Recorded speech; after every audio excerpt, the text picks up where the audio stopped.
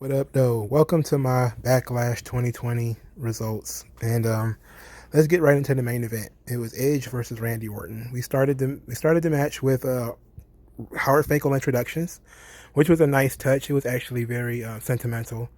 I loved that. I liked the whole aesthetic that they used, where they was in the dark first, and then they kind of lit the. They pretended they were in Madison Square Garden. That kind of set the stage for what kind of match we were going to have, where there was a lot of callbacks to other matches and other wrestlers. So there was a lot of not just finisher holds, which a lot of people notice the finishers, of course, but there was a lot of spots and stuff that come from other people. You know that you seen Edge do all of these arm drags, and that comes from. Well, I know the Ricky Steamboat used to do a lot of arm drags. They used to also say, "Oh, it's a Ricky Steamboat drop kick." I mean, I hated when they were yelling this stuff out because then it kind of took the fun out of it. You know, like where they were like, "Oh, the pedigree, the pedigree." It's like, oh, I get it. I know what the pedigree is. Okay, I know that Randy Orton was, mentored by Triple H. I get that. I know that Christian is Edge's best friend. So when they used the "I'm prettier," I get that. So I thought that stuff was there and it was interesting. You know, when Orton did the Olympic Slam, and they both did the Three Amigos. They kind of like I'm kind of frustrated every time I see people do the Three Amigos and they don't do it right.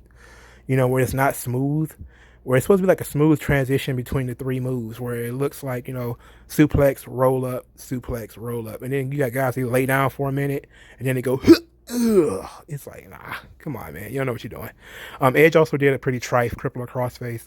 It was not good. It was not good.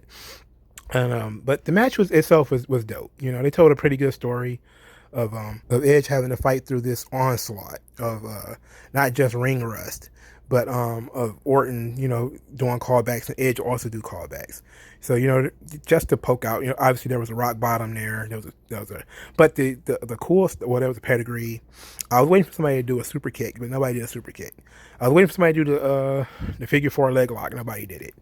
Edge actually attempted to do a sharpshooter, and he got broken up.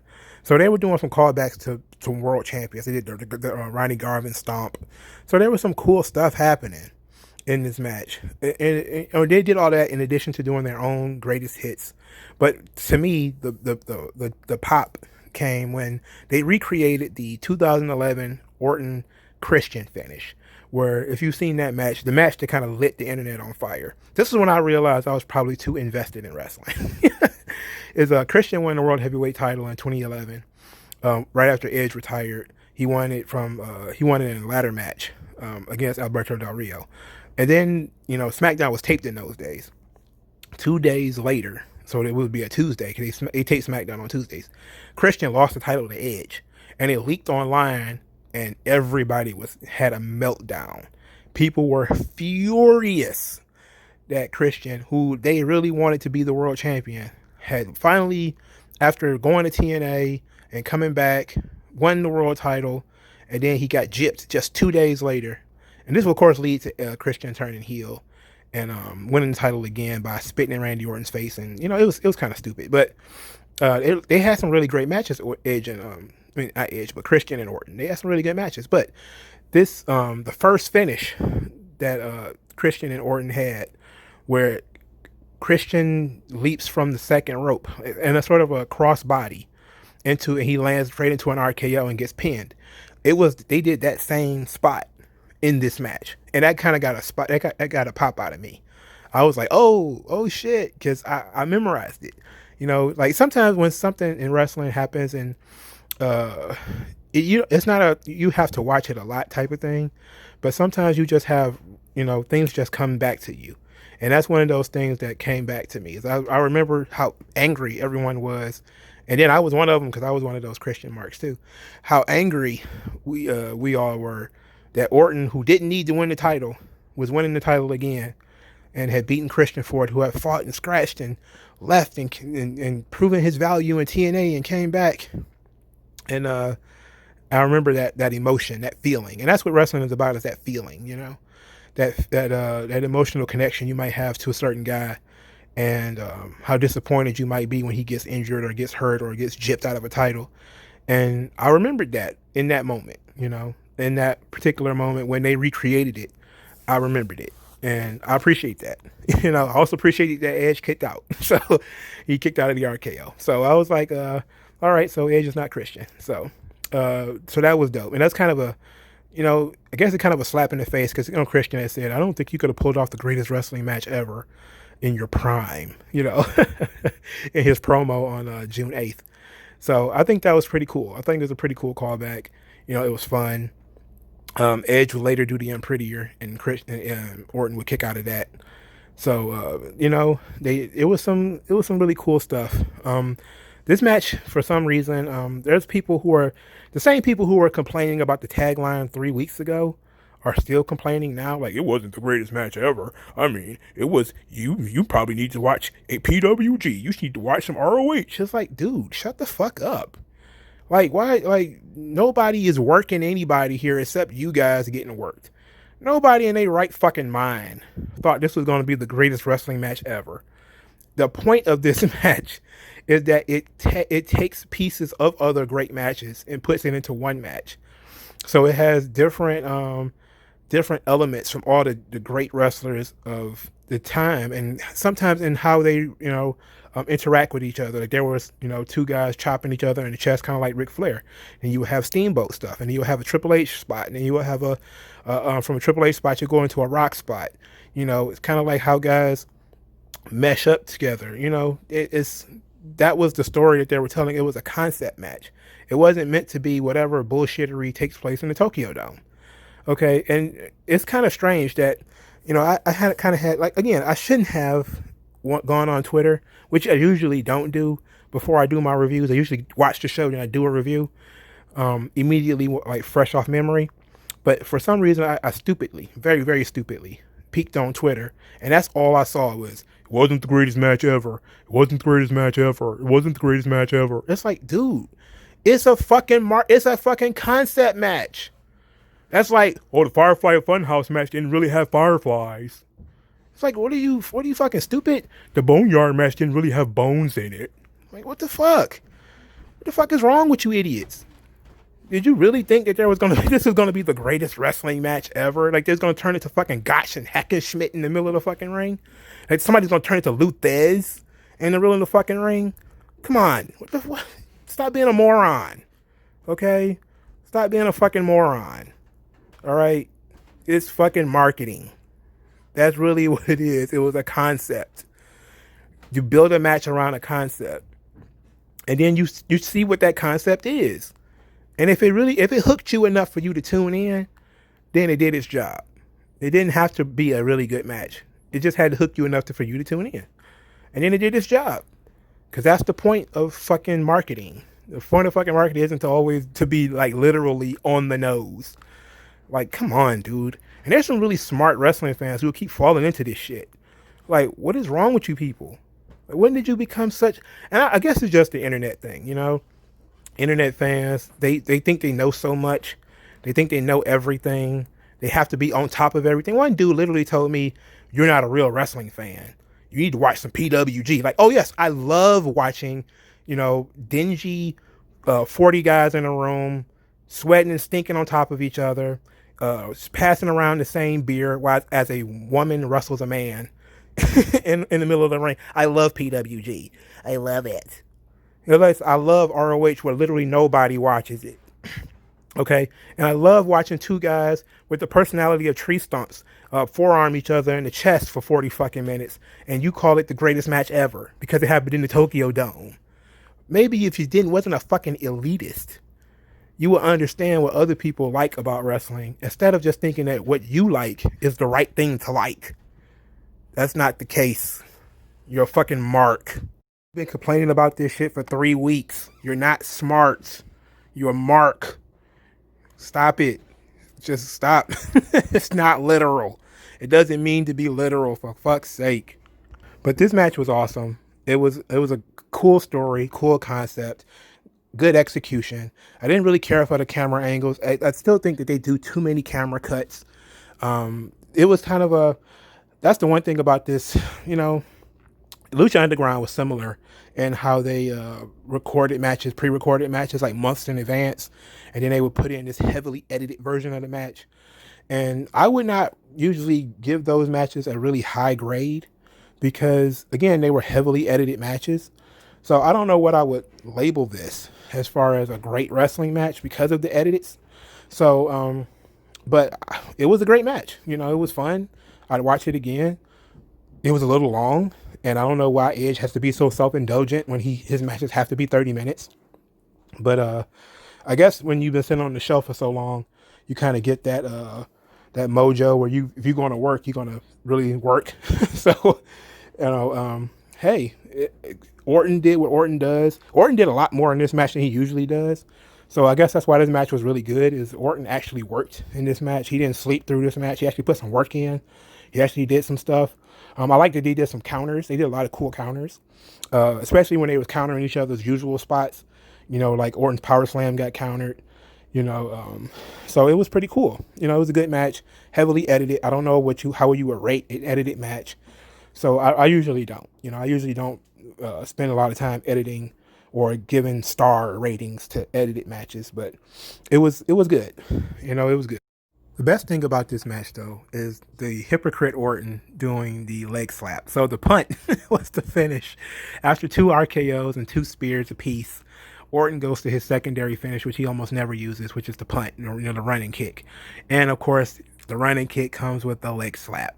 So that's the first thing that was the first thing I saw when I saw it. Is, it was a call back to Randy Orton getting at the NXT guys for leg slapping. And then he goes and he did the leg slap. I love that. Orton is such a fucking troll, dude. Oh, and there was some blood in this match too. I didn't mention it earlier, but there was some blood. It wasn't a lot. I guess Orton got hard weighed after a flying headbutt, and it might have been a hard way, but it kind of looked like it might have been a blade job. It just didn't. It just didn't bleed as they wanted it to. But this is a good match. Again, heavily edited. Don't. But the cool thing about this is that at the end, you had Orton. He whispers in Edge's ear, and he tells him to go home and tell the kids that Uncle Edge says hello. I mean, Uncle Orton says hello. And I thought that was pretty cool. Like it reminded me of like Street Fighter, where Guile says go home and be a family man. That's what I thought he was gonna say. That'd have been a lot harsher. Where if he just told him like go home and be a family man, Edge, get out of here. You're not built for this place. But I like that. It was a nice touch. It was kind of a touch onto the Ric Flair Shawn Michaels thing, where or the Austin Rock finish where they whispered to each other after the match. I like when, wrestlers usually do that with the messages, but they kind of did the audio where you could actually hear them say it this time. And apparently Edge tore his pec or something like that, tore his bicep in this match. So he really will have to go home and be a family man for a while, which sucks because, he just returned. His first real match back, he gets injured. But hey, he did a hell of a job. And he did a hell of a job in this match. So the Viking Raiders and the Street Profits get into this little tiff. Their match is kind of thrown on the card earlier in the show. They're like, oh, we're going to finally end this feud between the Street Profits and the Viking Raiders. Anything you can do, we can do better. We're finally going to end this. And theoretically, it was time for this to end. The Street Profits and the Viking Raiders. It's time to end this thing. But then we get what was pretty cool at first. The Street Profits and the Viking Raiders are fighting in the back. It's cinematic style, so I knew something was up. I'm like, oh, what's going on here? And then they destroy Braun Strowman's car, and then I'm like, okay, this is pretty cool. They're going to run to the ring, and then I guess Braun Strowman's going to storm out to the ring. No, we get this elongated segment where these 4 guys are fighting all over the Performance Center. And we get to the part of the story where, for starters, man, there was so much shit happening. Ivar was daydreaming about all the women who said he was cute and turkey legs, and he brought a bowling ball to the fight. The Street Profits brought golf clubs. Eric had an axe. It was great at first. Okay, then the shit really went to the next level. Okay, it went to the next level. Awesome. When Akira Tozawa, who I haven't seen in months. Well, probably not months, because he was in the Cruiserweight title tournament. But I haven't seen him in weeks. And he shows up on a motorcycle with a bunch of ninjas on motorcycles. Now, I don't know if you've ever seen the movie War, but it was kind of like that, where it was kind of like Yakuza. Some people was like it was the Foot Clan from the fucking Ninja Turtles, but to me it was like the Yakuza, where all these guys show up, they're clad in black, and the Tozawa is talking in Japanese. And I'm thinking, oh my god, what the fuck is about to happen? Like, is he about to bring out a tag team partner or something? And he summons like this horde of ninjas. It was fucking up. It was fucking great. It was fucking great. And it was Akira Tozawa and his horde of ninjas against, and they threatened to beat up the both the Viking Raiders and the Street Profits. So the Viking Raiders and the Street Profits, they huddle together, decide to form the Viking Profits, the ultimate team, and they get involved in this kung fu Power Rangers style fight scene where the ninjas are just so stupid. They're just standing still and getting beaten up. And they're doing wrestling moves on them. They're kicking them. They're punching them. Akira Tozawa was not getting involved with this shit at all, though. He was just watching. And this stuff was absolutely fantastic. This was the fun part. And Tozawa, all his ninjas get beat up, and he, he starts shaking, and he starts, he's doing some type of like the Tenchu hand motions. If you ever played the video games Tenchu, where you're a ninja in that game, and the point of the game is stealth. It's kind of like Metal Gear, but he does like the hand motions that you would use in that game, and he sort of summons Babatunde, who I think is he's an NXT prospect. He's like a giant African, right? So this Babatunde shows up with a goddamn he's got a goddamn sword. So this 8-foot African is dressed like a ninja with a fucking sword. I loved it. That shit was fantastic. That shit was amazing. And then all of these guys is looking at this man like they're looking like, oh my god, what are we gonna do? We gotta fight this gigantic fucking African. And then of course Akira Tozawa was untouched. So they said he wanted to. Well, they already got the smoke. Okay, they already wanted the smoke, but then the shit hit the fan. Okay, and I was like, no, I'm not with this. So Ivar, yes, summons a turkey leg from the bushes. Like he reaches out for the turkey leg, and it comes to him like Mjolnir from Thor. So it's like shoots into his hand, and I was like, yeah, I'm done with this. And after that, I kind of tuned out. But, so after that, they all run away. After Babatunde, he pulls out his turkey leg. Babatunde pulls his sword. The Street Profits and the Viking Raiders run off. And we never see Babatunde or Akira Tozawa again. They run to the top of the trailer, and they run across the trailer. For some reason, No Way Jose's face is still on it. And then the Street Profits and the Viking Raiders get into an argument about who beat up the ninjas, and they start fighting again. And then Montez Ford, he takes Eric by the head, and they jump off the trailer into the garbage dump. And then, Dawkins gets thrown into the garbage, and then Ivar jumps into the garbage on his own. While they in the garbage, Ivar is daydreaming. The referee shows up, tells them that their match is next, but they're all beat up and, dirty because they've been jumped all in the trash. Montez Ford starts singing, and then there's a tentacle monster. We think that it's Eric or Ivar's stomach growling, but then all of a sudden there's like a tentacle like chasing them. Like it comes out the corner scene, like whipping at them. I'm like, what the fuck? Like it got so absurd.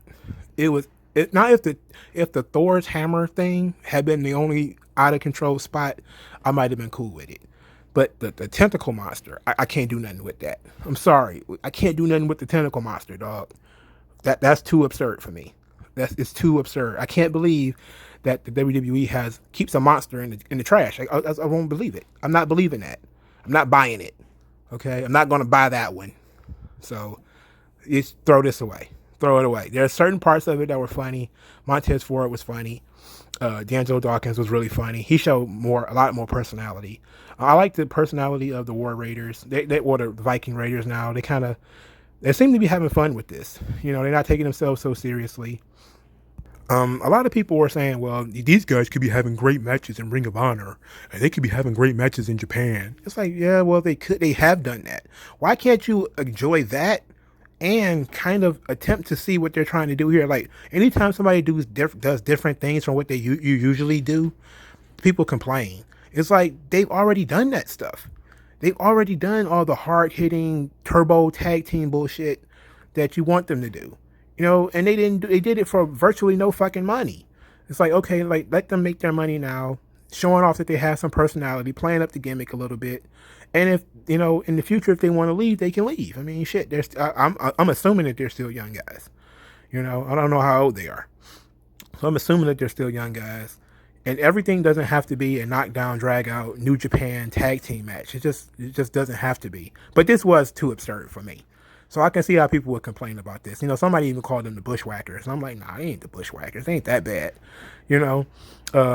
Because they still are serious competitors. But I thought it was weird that they would get a title shot after just losing to MVP and Lashley. I thought that was strange. So I'm glad it didn't happen. This was entertaining for the most part. There was some stuff about it that was kind of off-putting, but for the most part, it was funny. And I think it was, if that's going to be the culmination of all of the you can do whatever you can do, we can do better. If that's going to be the culmination of it, is going to be that segment, and maybe they're going to finally have a wrestling match. I'm cool with that, And I liked the idea of them working together and then them turning on each other, And now they kind of bromantic, kind of, where they kind of buddies, but they're not. So I like the situation that they've got here. I just don't know where you go from here outside of eventually somebody's got to win the titles or somebody has to challenge for the titles. And I really wonder, because I like ancillary characters like Akira Tozawa. Are we going to see a character change for him? Like, is he going to show up on Raw with ninjas like all the time? Because I'm down for that. Like I'm down if he's going to show up with ninjas. I know somebody might say it's racist, but if he's going to have ninjas, dog, I'm cool with that. El Phantasma, he had masked goons. He had goons. It was like Lucha Underground, where there was like a cartel. If Selena Vega can have a cartel and El Phantasma can have a cartel, then guess what? Akira Tozawa can have ninjas. So I'm all about it. I love Akira Tozawa. He was the best part of that thing to me, because I was not expecting to see him, and his facial expressions were great.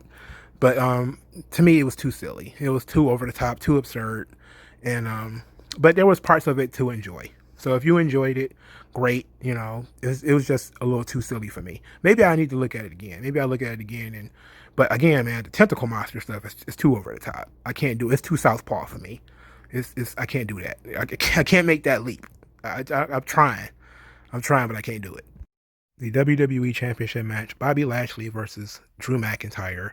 This was a really good match. It was really solid. The match started with Drew McIntyre in the full Nelson, which happened because MVP distracted him, and it really led you to believe that Lashley was like on the ball this time. Like again, Lashley is focused. He's a killer now. Like, this is the best Lashley that there's ever been. Even though but it was a really good match. And these two guys, Drew McIntyre is showing off his athleticism. He's doing kip ups and he's flying off the top rope. I mean, some of this stuff is unnecessary because he's a giant. He's like 6'6", something like that. He kind of doesn't need to do a lot of flips and shit like that, but he was doing it because he's kind of markish right now. He's trying to be a super baby face, so he's really excited and going for it. But it was a good match. Like I said, it told a good story as far as Lashley being dominant when he's focused. MVP is telling him, giving him good advice. And then, Lana comes out. And Lana, Jesus Christ. So Lana comes out, gets Lashley's attention. Lashley is distracted. Gets Claymore, gets pinned. Bullshit, right? So maybe they're trying to build up a rematch, because MVP would probably try to rig up a rematch because Lana interfered. So I guess he wants to do 2 weeks of Lashley trying to get rid of Lana. I want a divorce, and all that type of stuff. But it was a good match. It was kind of overshadowed though by a lot of the chaos that took place afterwards. The heavily edited and the marketing behind Edge and Orton took away from this match. You also had a lot of the craziness with the Street Profits and the Viking Raiders. That took a lot away from this match too, because I honestly struggle to remember that this match is an actual good match. It wasn't bad. The thing is, I would have remembered if it was bad, but it was good to the point where it would have been it wouldn't have been a solid main event for the show though. If it had closed the show, it wouldn't have been memorable because everything that happened before it would have been too over the top. Like, I can promise you, if Edge and Orton would have taken place in this spot in the fifth match, because this match was the fifth match, if you would have put Edge and Orton right here, probably wouldn't have even remembered Lashley and McIntyre anyway. So it was lucky. It was a good thing that they went on first because everything that came after it was cinematic and chaotic. Well, the Street Profits and Viking Raiders was chaotic. Where Edge and Orton was kind of a love letter to pro wrestling in general. But this match was, again, it was good. It was solid work rate. Two good workers. Lashley is a guy who didn't get a lot of credit. He doesn't get a lot of credit by WWE, I think. He's really good. I know he doesn't have much of a personality, but now he has that personality. And maybe down the line he'll get the run with the title. And I'm pretty sure they're going to get a Extreme Rules rematch. Maybe something at a submission match, or maybe a last man standing match or something between the two of them.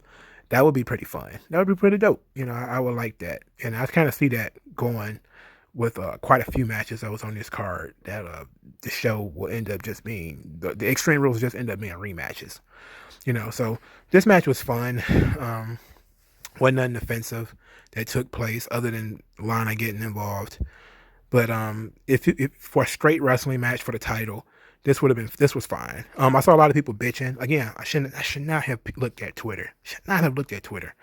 Because it really kind of pissed me off that people were complaining about the placement of this match on the card. And they kind of really don't understand how you put shows together. You don't put every show shouldn't be put together the same way. Sometimes when you're doing things, you put title matches in specific places so they can be the highlight of that specific moment or that specific moment in time, not so they can be overshadowed by something that took place right before it or something that took place right after it. This is a difficult spot because, the main event guys have to follow up all this heavily edited TV shit that you guys are doing. How can you compete with that? You're two regular wrestlers having a regular wrestling match, and you're trying to compete with guys who are having this heavily edited, heavy financial involvement or investment rather into these other contests. It's smart to not put, especially if you're going to have a distraction finish, it's smart to not put it as the main event. And it was smart to have the distraction finish here because you're not burying either guy by having them put forth their 30-minute effort and then have their 30-minute effort shit on by having Tentacle Monsters and Howard Finkel introduction to the Edge and Orton match and having that stuff come on before this. Because if all that stuff had happened before this title match, you would have killed it. Okay, you would have killed this match. But because this match was placed before the Tentacle Monster and the Howard Finkel stuff, it had a really good spot. Now, the only way you could complain about this match is if you didn't like either guy going in, or if you just didn't care about this feud, which a lot of people don't. But I don't really particularly like about the Lana stuff. We could do without that. And hopefully, when Vince McMahon says that Paul Heyman was out, and there was a dirt sheet report that one of Heyman's stories was about to get cut off. Hopefully that was it. Hopefully it was the Lana thing. I hope it was the Lana Lashley stuff because it's literally been going on since Paul Heyman took over. It needs to die. It needs to go away so Lashley can actually be a physical force again. And if they're not going to give Lashley another title shot, then maybe Lashley and MVP should wrestle the Street Profits. Oh. So there are no rules to when a title match is supposed to take place. It's usually the main event, but if you build up the show around something else, let that something else main event. It doesn't hurt the title. That's stupid talk. That's stupid ways of thinking. What really harms the championship is you can routinely having matches that nobody cares about. Or matches that don't draw. Those kind of harm the title, but you putting the title on first, second, third, fourth, fifth, as long as it's get a good highlight and a good spot and it's drawing money and it's there to draw money, then it works and it does fine. In this situation, McIntyre wasn't there to be the main event of the show. He had a title shot, had a title match on the show, but the match was built around Lashley versus not Lashley, Orton versus Edge. So you let Orton versus Edge main event, and we've seen shows. The Hogan and Rock, they stole the show from WrestleMania 18. So WrestleMania 18 you had Hogan and Rock. WrestleMania 19 you had WrestleMania what was that, 28, Shawn and Undertaker, and 29 Shawn and Undertaker. No, that was 25 and 24. No, 25 and 26. So WrestleMania 25 and 26, Undertaker and Shawn Michaels main event at WrestleMania 26. Rightfully so, because sometimes there are matches that are more important than the title match. And trying to set in stone that the title match should always be in the main event, you end up hurting that title match sometimes by trying to force it. And this was a good time to not force it. McIntyre's the man. He's the guy you're going to build Raw around. But okay, this particular show, was about two other guys in their head-up collision. Let them have this show. You're the champion. You can be the champion all the time. Let these guys have this show. And so people need to stop coming up with these unwritten rules that the championship has to go on last, because it doesn't. Okay, it doesn't.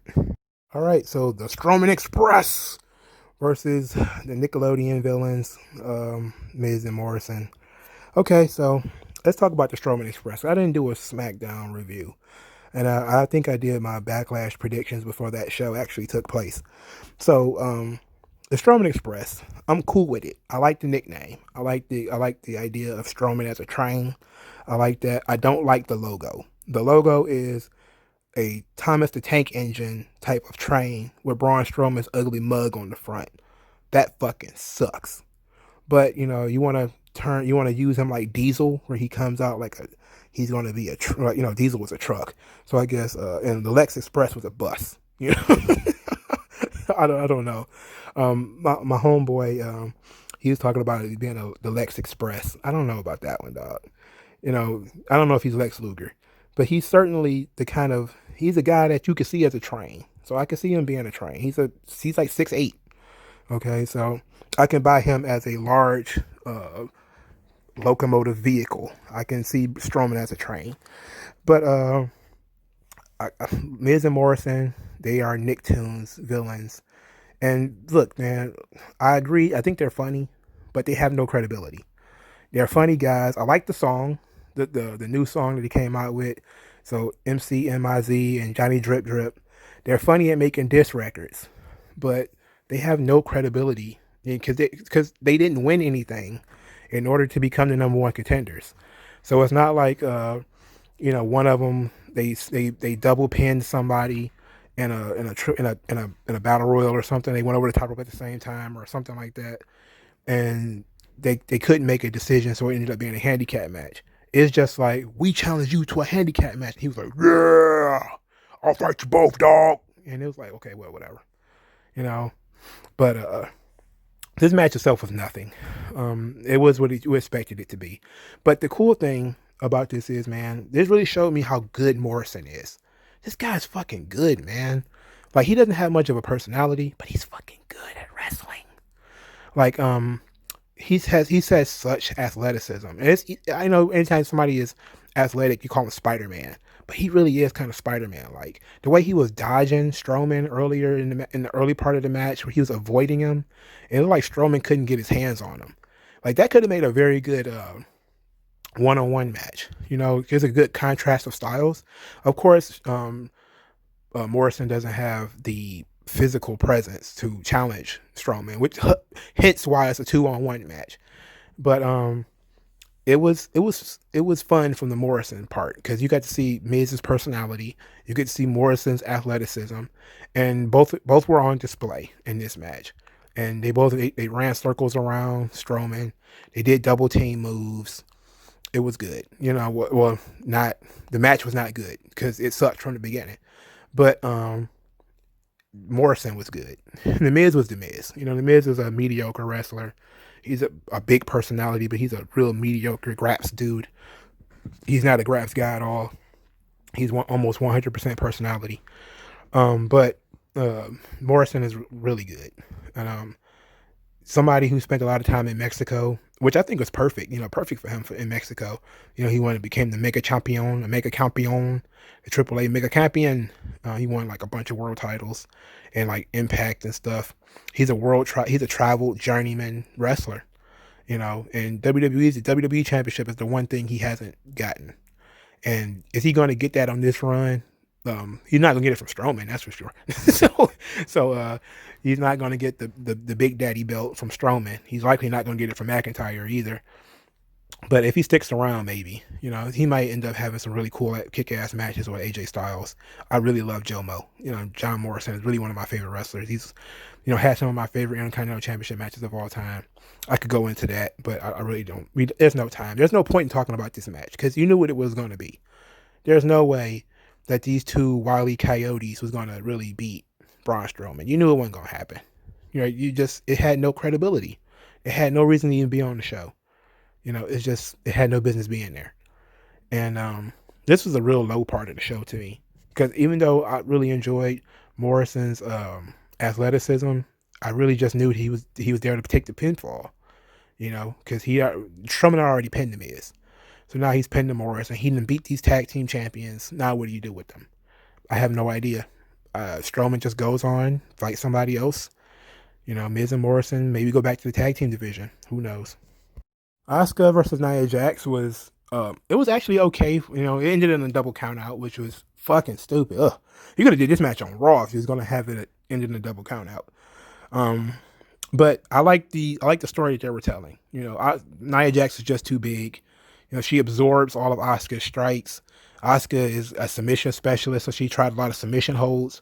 But Nia Jax was kind of big, and it was difficult for her to really sink in anything, the sleeper. Or the one spot in this match that made sense that I really liked was that Asuka ended up with Nia Jax in a guillotine, and she reversed it into a jackhammer. So Nia Jax reversed the guillotine into a jackhammer. I thought that was an amazing counter, and I'm surprised she didn't kill Asuka to do it.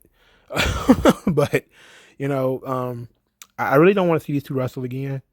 I really want it I guess they have nobody ready, and you have another B pay-per-view before some Survivor Series. I mean, not Survivor Series, but SummerSlam. So I guess they're just going to run this back. But I see, I'm about to say Survivor Series again. I see Extreme Rules being at least partly rematches from this show, and this definitely going to be a match that's going to be a rematch. And maybe Lashley and McIntyre will be a rematch. And maybe the Street Profits and the Viking Raiders will also be a rematch.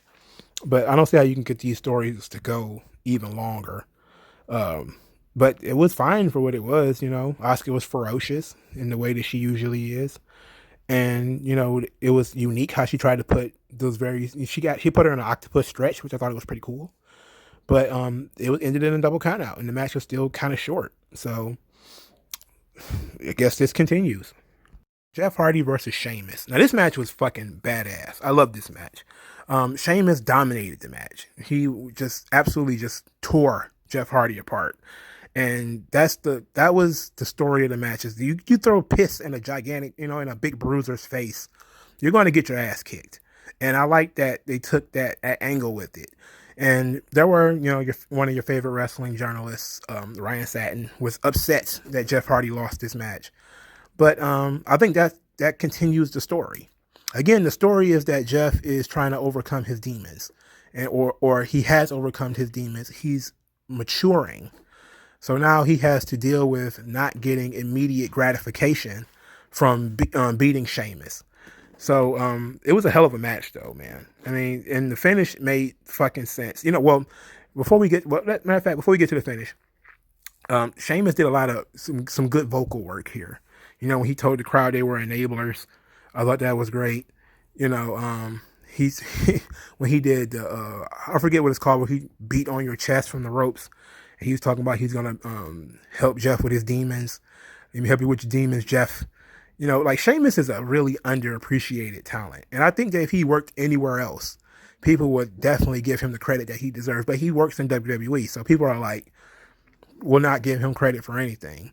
but Sheamus is really good as far as talking and wrestling. Because as long as you let him do his big bruiser stuff and he doesn't have to be out here trying to be Graps McGee, then he works. He works as a big physical heel. It's just amazing. And the way Jeff sold was great too. Now Jeff is, of course he's the eternal baby face. He's always fighting from underneath.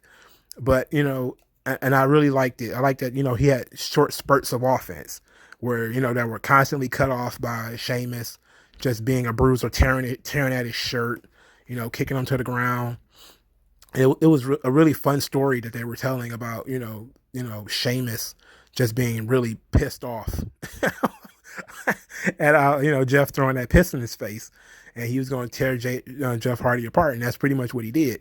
But Jeff didn't go down like a bitch or anything like that. He went down trying. Jeff is not a physical marvel. He's not going to be standing toe to toe with a guy the size of Sheamus. He's not going to outfight Sheamus. He's going to utilize his speed. He's going to utilize his aerial techniques, and he did. And then in typical Jeff Hardy fashion, his daredevil techniques is what cost him the match. He did his typical running across the barricade spot, jumped right into a brogue kick. Sheamus rolls him in the ring, second brogue kick, pin. Didn't make Jeff look bad at all. It was great. I think this is probably one of my favorite matches of the night, if not my favorite match next to Edge and Orton, which was heavily edited and all that type of stuff. So I don't know if you really want to call it a match because you don't know how much of it was real and how much of it wasn't. But, as a straight wrestling match, it's probably my favorite match of the night. Alexa Bliss, Nikki Cross, the Iconics, and Bayley and Sasha Banks, the women's tag team titles. This was actually a fast-paced match. It was pretty decent. I liked it. I liked the rules. The rules were one person from each team had to be in the match, which made the match feel a lot faster.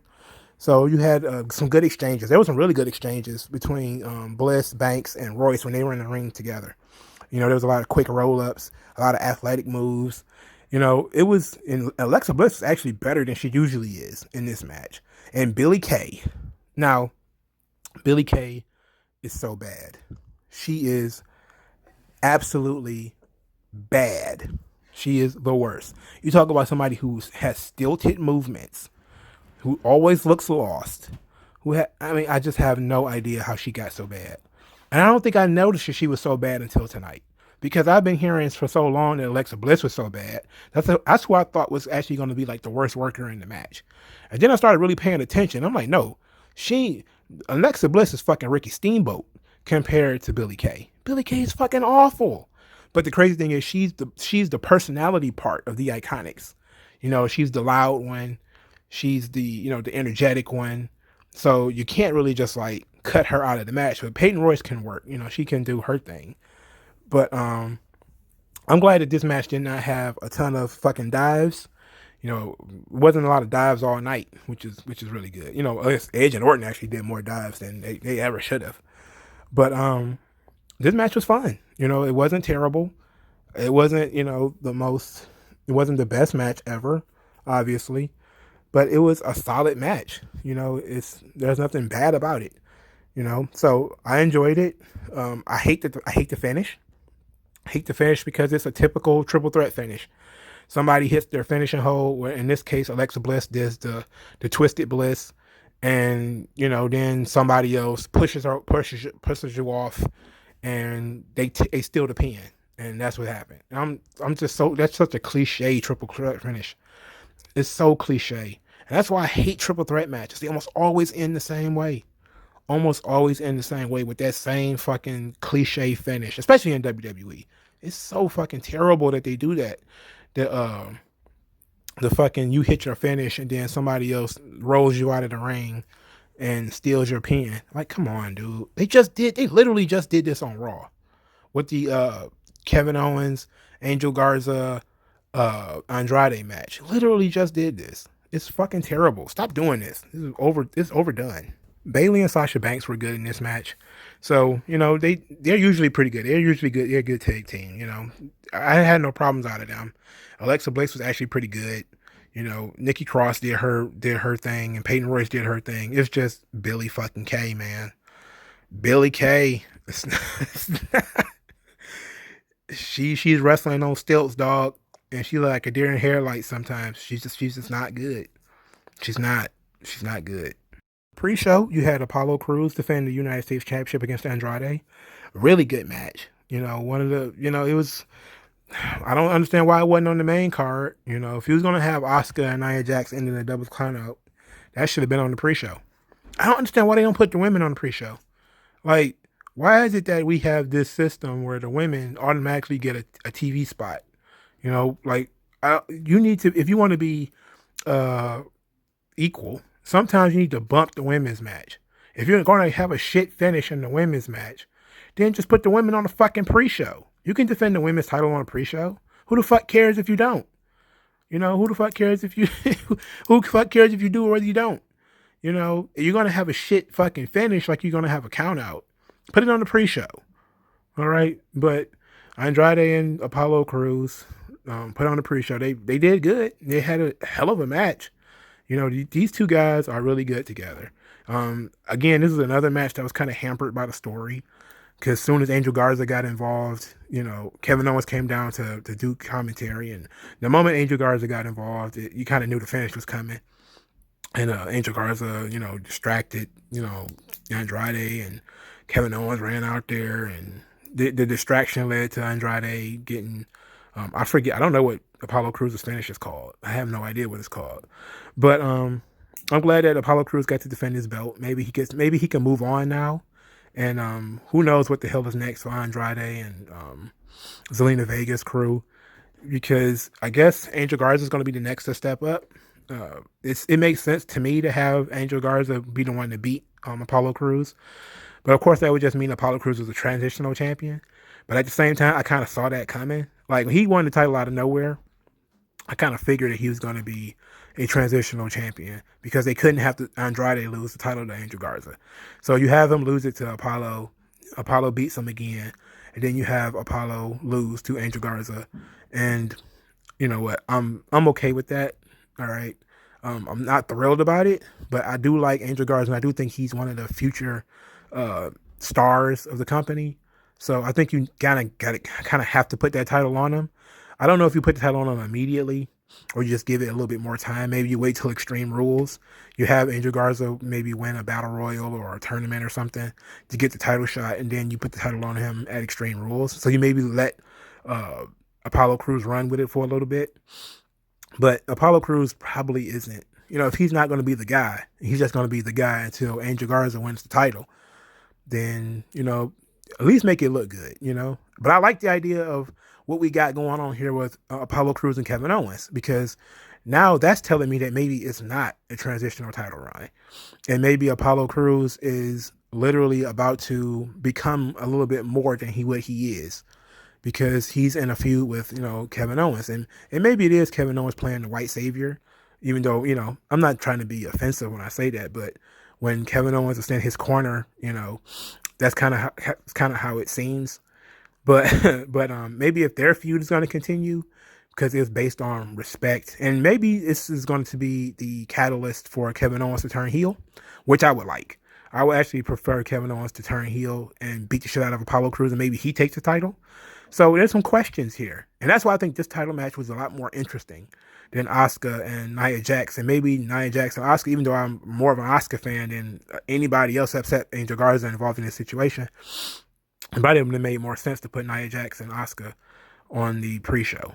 It's going to be a throwaway match, man. You could have put it on first if that was going to be the case. Look, I'm just really upset about that disqualification, that double count out. But Apollo Crews and Andrade, Angel Garza, and Kevin Owens, they have an interesting thing going on here. Somebody's going to have to turn face between Angel Garza and Andrade, and maybe Kevin Owens is going to have to turn heel. So we'll see. And it's going to actually make Raw look very interesting going forward. And I'm glad that Apollo Crews is getting this spot. And hopefully he's not just a transitional champion, and that he's going to get a real run with this title. So that's my thoughts on this show. What do you guys think about Backlash 2020? Did you watch the show? What did you think? As far as I'm concerned, as a show, it was very poor. There was 2 or 3 good matches that could have been better. There was one great match. One of the good matches was on the pre-show. Andrade and Apollo Crews was good matches on the pre-show, though. McIntyre and Lashley was good. Orton and Edge was fantastic, but it was heavily edited, so we don't know how much of that stuff was. And I always have a thing about edited matches. I was like that with Lucha Underground too. They heavily edited their matches to such a degree that it was hard to tell what was actually good and what wasn't. Yes, it's a good presentation, but is it really a match, or is it really like an extended fight scene? I loved Jeff Hardy and Sheamus. It's probably my favorite match on the main card. I thought it told the best story. But Miz and Morrison and their Looney Tunes nonsense, the double count out between Nia Jax and Asuka, that stuff is just absolutely terrible. Okay, then you had the Street Profits absurdity with the Viking Raiders, which was fun up until the point of again summoning that Thor's turkey leg, which is god fucking awful. I mean, he has mystical powers when it comes to turkey legs, and we see dream sequences, and there was a tease of Otis cashing in his money in the bank, but he didn't show up at all, so we didn't even get the tease of that. So this show was really